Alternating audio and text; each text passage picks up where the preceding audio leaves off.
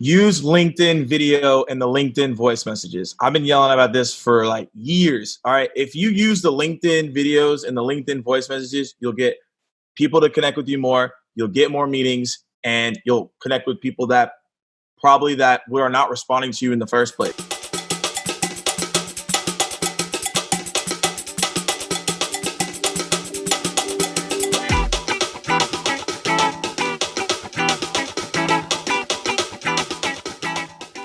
Welcome to the Powderkeg Podcast, where today we're going to be sharing with you how the LinkedIn algorithm works and how to make it work for you, the best ways to reach out and connect with potential sales prospects, and how to build a list of potential clients on LinkedIn who are waiting to learn more about you and want to learn more about your business. I'm your host, Matt Hunkler, and this is the Powderkeg Podcast, the show that plugs you into the massive opportunities in startups and innovation in tech hubs beyond Silicon Valley that are exploding with potential. In today's episode, you're going to hear an interview and live Q&A that we hosted with some of the leading experts using LinkedIn that can help you really reach your full potential with this platform that is just exploding with growth right now and tons of opportunity. Our first guest will be Morgan J. Ingram, the Director of Sales Execution and Evolution at J. Barrows Sales Training. Joining him on the show is Jake Dunlap, who is the founder, CEO, and B2B Sales Leader at Skaled Consulting. And we have a bunch of great guests lined up for future virtual events like this one that you're about to listen to. So, before I get into more of this show, be sure to check out our upcoming live virtual events versions of the podcast with open Q&A, opportunities to connect with the community, and expert advice by going on over to powderkeg.com/events. Now, our first guest, Morgan Ingram, is the Director of Sales and Execution and Evolution at J. Barrows Sales Training, where he focuses on delivering to sales development teams to enhance their skill sets and performance. Morgan is also a motivational speaker that has been nominated for TEDx, as well as a number of other great speaking opportunities. Morgan is one of the foremost leaders, thought leaders on LinkedIn, and he's joined today by Jake Dunlap, the founder and CEO of Skaled Consulting. He's a C-level sales leader, entrepreneur with more than a decade of experience.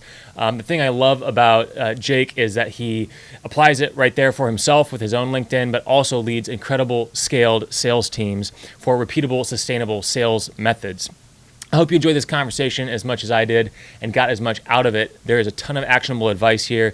Even if you're not in sales, this is stuff that you really need to know. Hope you enjoy the show. And I was wondering if you could start with just kind of telling us a little bit about your story of how you first discovered LinkedIn as a platform to help drive your own career. Yeah, so I read a book called How to Get Your Dream Job by Pete Lyman back my sophomore year in college. And at the time when I was a sophomore in college, there really wasn't a lot of activity on LinkedIn. Nobody was building their brand at all. The content that was there was mostly articles. However, what I realized is in that book, it talked about how you could reach out to individuals for informational interviews. And I found that to be intriguing because at the time, I wanted to be a sports agent. So you all probably in the comments have seen Jerry Maguire Show Me the Money. Well, that was me. I was like, yo, I'm going to be a sports agent. I'm going to figure this out. So what I did is I went on LinkedIn and I blind connected with almost every single person that was in the sports industry. So the Atlanta Hawks, the Atlanta Falcons, the NBA, like everybody. And so what I did is at the time is when you could connect with people immediately, no whether their number was there or their email was there. And so I would send 20 emails a day to figure out if I could get informational interviews from individuals to learn from them because I was in college and I just was like, hey, I'm just looking to learn. 15, 20-minute conversation is all I'm asking for at the end of the day. And so what I gained from LinkedIn is that it was a place to learn from individuals and have tons of resources and tons of experience. And so I was super fortunate. I was able to talk to the owner of the Atlanta Hawks, the VP of sales at the NBA, the general manager at Fox Sports South, and many others that I've been blessed to network with. And it was an incredible experience. And so that's where I really started leveraging LinkedIn, not even creating content, just connecting with people because they had information that I wanted to learn about. Well, I guess then I really only have one question, which is, can you show me the money? Yeah. I got you. I got you on that, man. I didn't get to be a sports agent, but I learned a lot from those individuals. I'll tell you that. Yeah. Can you tell me about that experience when you were kind of connecting. You mentioned connecting with the owner of the Atlanta Hawks. Yeah. You mentioned some of the things you learned through connecting with people on LinkedIn. First of all, that strategy of just kind of blind connecting to everyone in your industry, is that a strategy that you would recommend for LinkedIn today? Yeah, I know Jake's gonna have a comment on this when he comes on. So I'm gonna go ahead and reinforce a point that he's already going to make. So the blind connect has a higher acceptance rate. It's crazy. I didn't believe him, but it does. And I've been doing it myself in terms of connecting with people, and it seemed to be working. However, I would recommend to do a personalization note, right? Personalized note if you're looking to connect with someone that maybe you have listened to their podcast or you've read their book, then yeah, you would do that. I sent one to Chris Voss the other day, and I watched his masterclass, and I was like, hey man, your masterclass was great. It was one of the best online courses that I've ever watched. And I also mentioned that there was a certain part in there that I enjoyed. And that's what helped create a dialogue with him, right? So if you watch something or you listen to something, then absolutely put that as a personalized note. But the blank connection request still stands true today. It's very interesting, but it does work out. And just so everyone is on the same page with what we're talking about, blind connect, can you kind of explain what that is? Yeah, so blind connect, all that means at the end of the day is you don't add a personalized note inside of your connection request. So that means that you just click connect and you immediately connect with that person. I appreciate you kind of getting into detail there. So I know you've transitioned your career now into sales training just based on the success that you had leveraging LinkedIn and other strategies. Can you talk about how LinkedIn fits into a broader set of tactics for a sales strategy? Absolutely. So I'm going to turn to the chat real quick. I got a question for you all. Put a one for me. Put a one for me if you use LinkedIn as of today to prospect or to sell. Oh, I love this. Cool. So we got a lot of people right here that are putting ones. Flooding the chat. All right. So we got a lot of ones here. Boom. So we got a lot of stuff here. So you could put two in here as well if you're like, hey Morgan, this is something that I don't normally do. I like to keep my network sacred. Obviously, like to hear from you all. And I know everyone's gonna have different ways of seeing this, but how I see LinkedIn as of today. So there was a report I saw 2 weeks ago, and this is due to the current climate, like what's happening now. It said there was a 75% increase in new and unique messaging in terms of prospecting. And then it also said that there's a 48% increase in LinkedIn activity. So what that means to me, and when I read that data, is that more people are on LinkedIn now more than ever because you're at home, you're not traveling as much, and LinkedIn is one of the best ways to connect with someone because I see LinkedIn as a campfire. Everyone is there right now. Everyone is seeking out advice. Everyone's trying to figure out what the next steps are. Everyone's trying to figure out how do I advance my career right now because we're all at home looking at the screen. So if you're able to connect with your buyers on this platform and engage with them in a way that's different than what everyone else is doing, that's how you're able to stand out to get meetings. And LinkedIn has been a main channel for me right now to schedule meetings. It's been a main channel for the clients that I've been working with to schedule meetings because everyone is there. So I always want to be where the people are at. And that's why LinkedIn's a campfire right now, and everyone should consider selling, prospecting more so on LinkedIn than now more than ever. Morgan, thanks for sharing your story. We're going to jump into our next guest Yeah, and bring them on to the show. And our next guest is a C-level sales leader and is an entrepreneur with more than a decade of experience. Welcome to the show. It's great to have you here, man. Yeah, I'm looking forward to it. It's a great first couple of sessions. I know I had some takeaways. I was taking some notes over here too. Awesome. Hey, I love that you're ever the student. I know you're always experimenting with new things and always kind of pushing the limits of the platform. Can you talk a little bit about when you started to realize that LinkedIn was it? I think I recently saw that you said, if you're in sales, you should be spending more than 50% of your time if you're in B2B sales on LinkedIn. When did you start to realize that's the basket you need to be putting a lot of your eggs in? Yeah, it was actually a very specific point in time where it was like, what was it, May of 2018 when GDPR came out. If you guys remember GDPR, it's this a data privacy rule. In the US, we don't really believe in these things, but in other parts of the world, they believe in them. They have Castle in Canada and stuff. So we kind of dissected the law, the whole law. We wrote this beautiful 10-page ebook for marketing and for sales leaders. Like if you're in marketing and sales, like this is like the definitive guide. And we pushed it on social media. We were doing a blog post every week, and like engagement was okay. And then finally what I realized is like, look, this is just not how people want to consume information anymore. The idea of you put up ebooks, you put up blogs, you put up these things. And so, what I quickly realized was this is not current consumer behavior. And so we literally, between June of 2018 and June of 2019, we put out 0 ebooks, put out 0 blogs, and went 100% to short form content.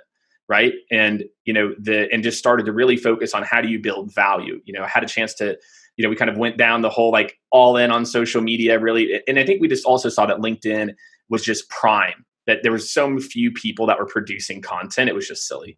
And so as we started to do that, we started to see traction, quick inbound leads coming in, but it didn't look and feel like what you're supposed to do as a consulting firm. So that was really like our tipping point was, I got fed up. I'm like, this is a waste of time. I remember that exact time period in 2018, and clearly it's paying off for you.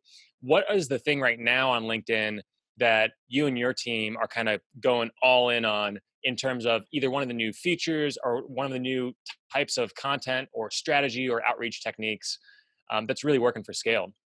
Yeah, I mean, I'll try to talk through with kind of like a mix of different strategies, things we're testing, and then algorithm changes that I think are important for anyone who's producing content here. So I guess, what I'll start, maybe I'll start with the algorithm stuff. So on May 12th, LinkedIn did a major update to the algorithm where they basically added in a major component that's called dwell time.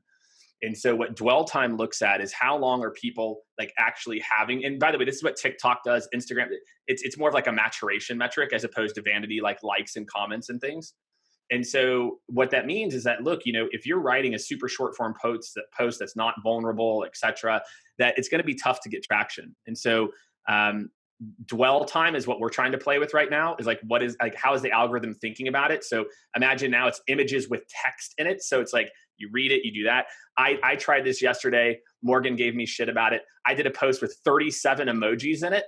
And so I was like, I don't know, maybe that'll get people to do it. So we're testing with different, we're testing with different ways to focus on this idea. And we've also seen a correlation. So we have a data partner that can pull in personal page data. So we look at data from tens of thousands of posts and a direct correlation between reshare and then LinkedIn kind of keeping it going. So we're really focused on, how do you create type of content that people are going to want to look at, where social media, we're so used to the scroll, and then the type of content that people would want to click that share button. And that's really big for us on the content side. On the demand gen side, so we're a sales consulting firm. And so what that means is we are always trying for our clients to see what's next for demand gen. And what that really means is we are just front loading almost every single sequence with LinkedIn activity. Connect day one, take a look at, did they change jobs? Are they posting? Did they follow your company day one? Engage or comment on posts, because you'll be shocked. So many executives get 0 comments. And I was with a group with 2 different groups this morning. Most executives get no comments. So what's better? You start calling and emailing somebody, or you're the first person to comment on their post. And then, oh my gosh, you slow play it and you wait 4 days, and then you like or comment another post. They are going to immediately remember who you are. And then you DM, hey, your stuff popped up in my feed. It seems like you're talking about this.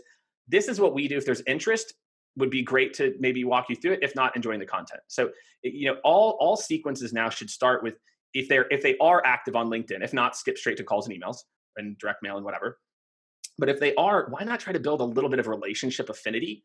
Because I'm telling you, any executive that's getting no comments, when you comment on their post and you do it twice, they immediately are like, who's Ashley Watkins? I don't know. It's it. So if I'm in sales, that's the play, is can I develop some type of affinity with this person and then move into what we would traditionally look at as more direct outbound activities? I love that. Get on the radar first before you reach out with a more direct ask. That's it. Hey, Matt here again. After having the opportunity to interview both Morgan and Jake briefly, we got to hear some valuable thoughts and questions from a great lineup of Powderkeg members who had problems and questions for our guests on the show. And so we get into a couple of really interesting topics here. So here's that Q&A and discussion. Our guests, our question askers can be audio only. What's your question for Jake, Andrew? Hey, if I can take one quick second to give a great shout out to Matt. Matt, way back when I was podcasting, you were my very first guest on a podcast that I had years ago. So it's my gosh, it's great to be here. It had to be like, oh my gosh, probably 8 or 9 years ago at this point. I think it was maybe even 10. Yeah, about that long. But nice. Sure, Jake, my question for you is kind of offline from what we're talking about today. I saw that you posted about hiring a full-time VP of marketing or sales, and you said it's not necessarily the best way for a company to go, or maybe not the best way to. Is there a short, quick answer to what better alternatives for a company trying to boost their sales through enhancing their management team looks like to you? Yeah, and yeah, obviously you hire a LinkedIn expert, right? So that's my relevant to this. But the side is that, look, sales is the only organization that does not use experts to scale. Marketing, finance, operations all hire an outside experts at different stages of scaling. So sales is like, here's maybe you get some training, you bring in Morgan, and good luck, right? And I feel like as we grow forward, we need an outbound optimization agency, which, to optimize our outbound efforts, right? We need an agency that looks at optimizing our sales cycle at all times. Sales operations isn't doing that. Sales enablement isn't doing that. They're looking once every 6 or 12 months. And we've got to start to run our sales organizations more like a performance organization versus a big initiative. Then we kind of like set it and forget it. And it's just, we can't keep up with buyers that way. And so being able to hire expert leadership at those different stages of scaling can help you to cheat through that versus a VP that is only relevant for you for 6 to 7, 8 months. And then you're on to the next one, but you keep them for 6 months and then you go hire another one for 6 months. You fire that one after 9 months. So I just think that there's smarter ways to scale as we look forward. Good Great question. answer. Thank you. Good answer. Yeah. Our next question is from Megan McNames, and this is one that I think I'd be interested in everyone's perspective on this. I'll bring Megan here on the show, and hopefully she can hear us. Megan, can you hear us? Yes, I can. Hey, welcome to the show. What's your question for our guests today? Yeah, well, my question is that I get a lot of pressure from pretty much every organization I've ever worked for to participate in their marketing initiatives on LinkedIn by like changing my cover photo or posting content that they send me and want me to post that's related to their marketing initiatives. I'm just wondering, does this have any benefit for me other than, I'm supporting my company, which I love doing, but do I get something out of that? Is there some way I can leverage that? Like, how can I maximize my own benefit when I'm doing that work on behalf of my marketing team? Morgan, are there any great company campaigns that you've seen work really well in terms of companies that have engaged their entire employee base to really make an impact on LinkedIn? I think the company that they don't do it as much anymore, but Drift did a fantastic job doing this. They would have everybody be like, all right, this is the campaign that we're running. And they would have people doing videos, doing posts in their own voice, just as like Anna was saying. So that's something that I would definitely be focused on. When your company's like, hey, here's the content we need you to go put out, it's like, cool, I'll just add my own context around that. So it isn't just another post that's out there and it's part of the noise. It's something that will stand out. So yeah, Drift did it the best. They would be like, hey, there's a campaign, and they would have every single person do a video, but it was in their voice and it stood out. I love that. Jake, do you have any other perspective on the LinkedIn algorithm, and what's kind of your philosophy on the algorithm? Do you play to the algorithm? Do you try to chase the algorithm? Do you kind of stay tried and true? And I would love everyone's perspective on this. Feel free to weigh in. It's both, meaning, it's about understanding it, but also about like video, for example, under indexes big time on LinkedIn, massively, right? If you want to get likes and engagement, don't post videos unless it's a meme video about a soldier meeting his daughter for the first time or a woman walking for the first time, then your video will get a lot of traction. But it doesn't mean you don't do it, because you got to think about it. You're building an audience, you're building a name for yourself and a reputation in your industry. And so video gives people different touch points. So I know when we put out a video, we put out an audio, whatever it is, it's not going to do quite as well. So for us, it's a mix. Yes, like I said, we tried 37 emojis, then we're trying these texts. So it's like we're trying to understand it, but it doesn't mean that every post is a pander to the algorithm, right? And And I feel like because you want to create community, diversity in types of content, ways to interact. So that's how we approach it at Skaled. Any other perspectives there? I have a perspective. Jake and I were talking about this the other night. So my thing is, I've been studying it. I've been looking at it. I've been analyzing it as well. Jake is correct about the videos. However, it's having a mix of content, was Jake is saying. And so just because your video isn't getting a lot of views, that doesn't mean that it's not valuable. I truly believe that the views of the video are more valuable than sometimes your text post views. And here's why.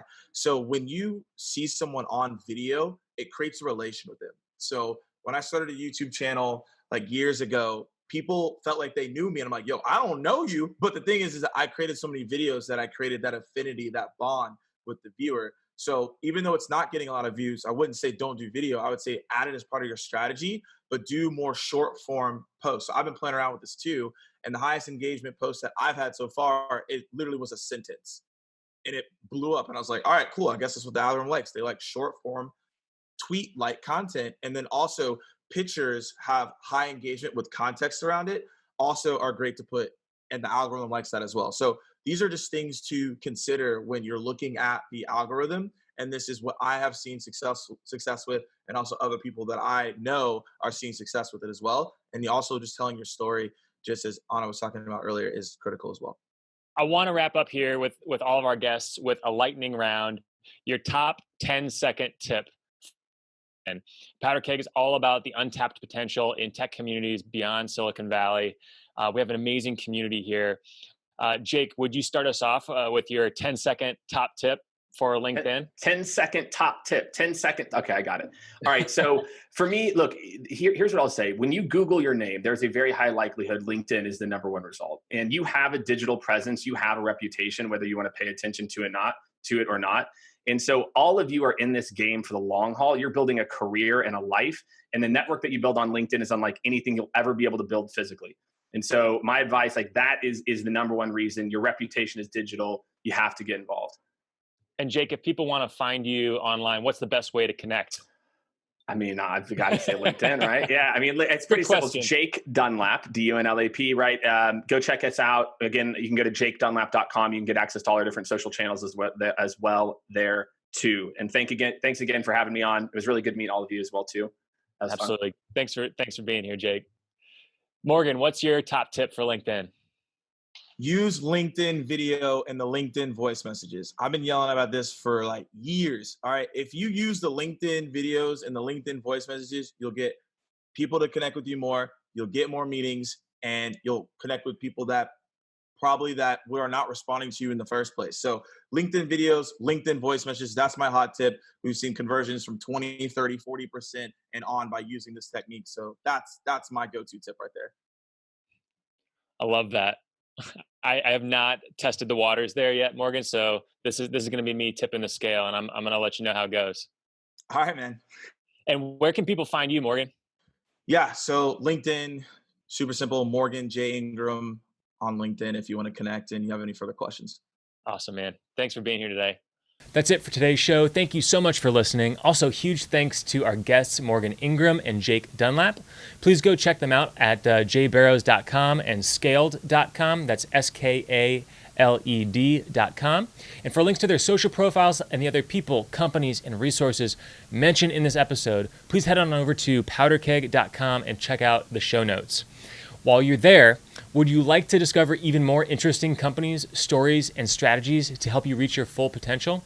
Then you should definitely be getting the inside scoop each week with Powderkeg's hand-curated newsletter, The Spark, that's delivered to your inbox every Thursday with the tech news and opportunities outside of Silicon Valley that you really need to know. You can just go to powderkeg.com and sign up right on the homepage. It's right there at the very top. And each Thursday, you're going to get an email directly from me with the most important stories, trends, and companies in tech. And it's curated by some of the most connected people in tech hubs between the coasts, in sort of the un-valley of America.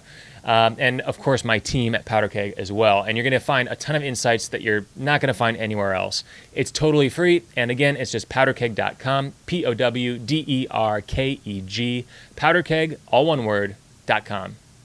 And to be among the first to hear the stories about entrepreneurs, investors, and other tech leaders outside of Silicon Valley, give us a subscribe on iTunes, powderkeg.com/iTunes. Drop us a review while you're there. Thank you if you've already done that, and we'll catch you next time on the Powderkeg Podcast.